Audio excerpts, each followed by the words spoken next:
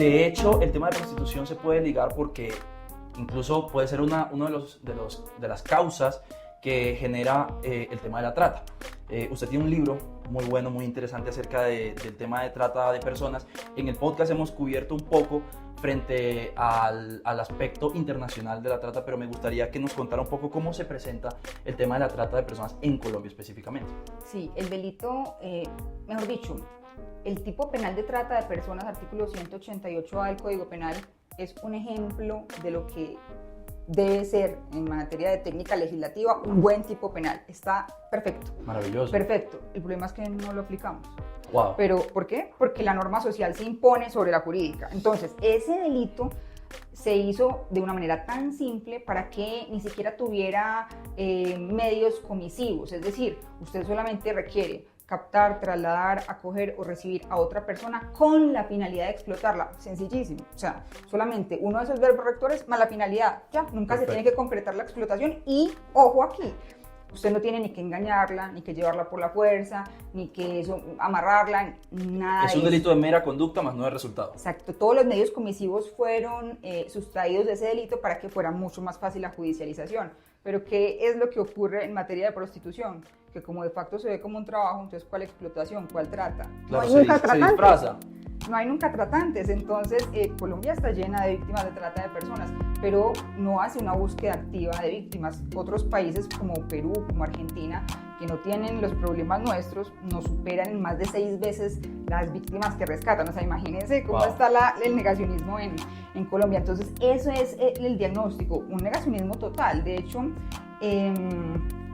la ONU, estas cifras son como más o menos del 2020, señalaba que en Sudamérica el porcentaje de víctimas que están en su misma región, o sea, imagínense, no es que tengamos que buscar víctimas solamente en Europa, en otros, no, es del 93% en Sudamérica. Wow.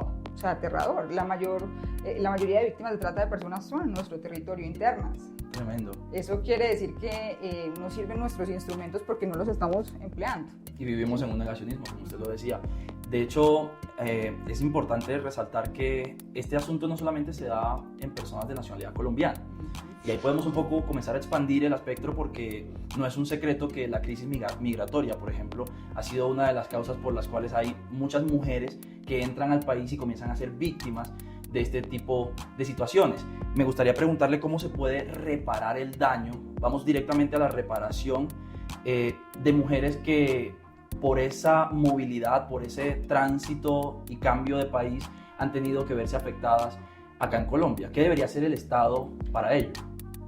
Justo frente al tema que preguntas, en el 2021 se profirió la única sentencia de la Corte Constitucional, buenísima esa sentencia, de hecho se ha ganado reconocimientos internacionales en que precisamente se tutelan los derechos de una migrante venezolana víctima de trata de personas en Colombia. Si no estoy mal, la T281 del 2021, pero bueno, pueden verificar porque es el único caso que tenemos sobre este tema. Excelente. ¿Y qué ocurre allí? A la señora ella viene engañada, ella sí viene engañada de Venezuela y aquí finalmente los tratantes y los explotadores pues la prostituyen. No, esto es un desastre y ella va a las autoridades colombianas, cuenta lo que le está ocurriendo y la fiscalía califica su denuncia como inducción a la prostitución.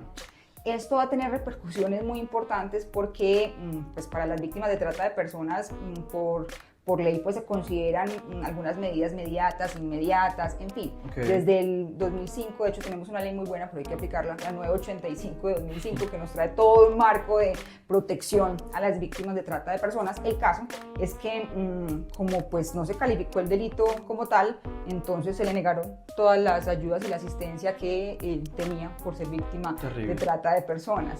Miren, las mismas autoridades nunca reconocieron ese delito, nunca. Claro. Entonces, realmente todos tienen una obligación en este tema, o sea, la Defensoría, la Procuraduría, la Fiscalía, las entidades territoriales, o sea, los alcaldes también van a tener que ayudar en todo este marco, digamos, en este control de asistencias, los comités territoriales de trata de personas, etcétera, etcétera. Entonces, la invitación primero es a conocer la Ley 985 de 2005, que es muy buena, pues le faltan cosas, pero si la aplicamos ya estaríamos muy bien. Muy bien.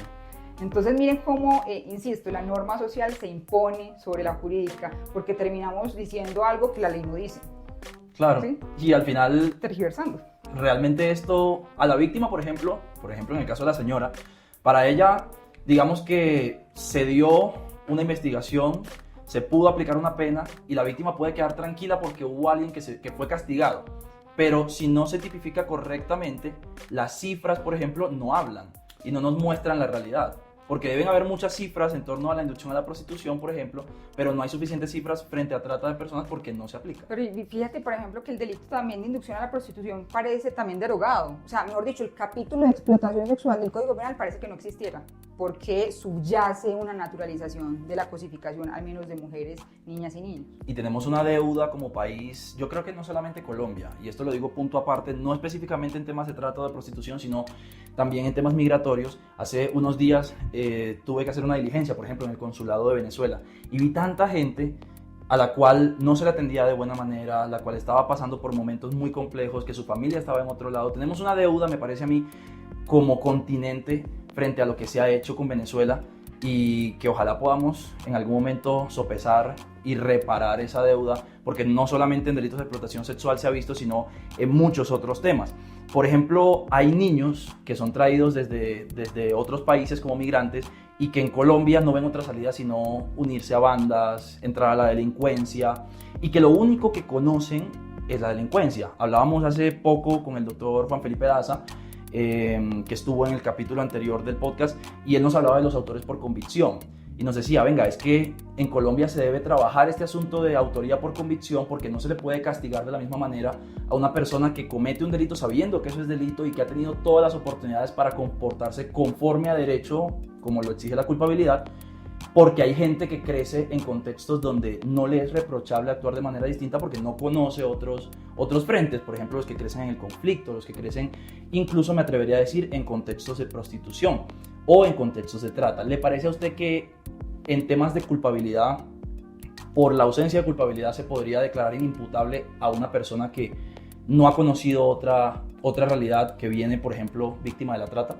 Sí, por supuesto, aunque incluso la inimputabilidad no sería la única alternativa allí, es decir, la inexigibilidad de otra conducta podría ampliarse mucho más. Finalmente, el reproche debe medirse por el grado de posibilidades que tiene la persona de actuar de otro modo.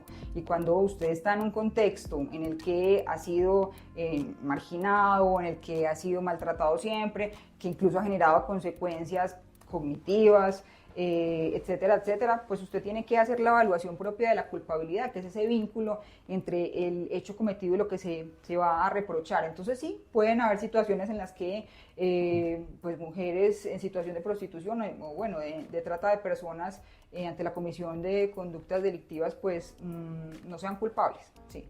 Ok, muy interesante, doctora. Le agradezco mucho por esta segunda parte de esta entrevista en Frente a Trata de Personas.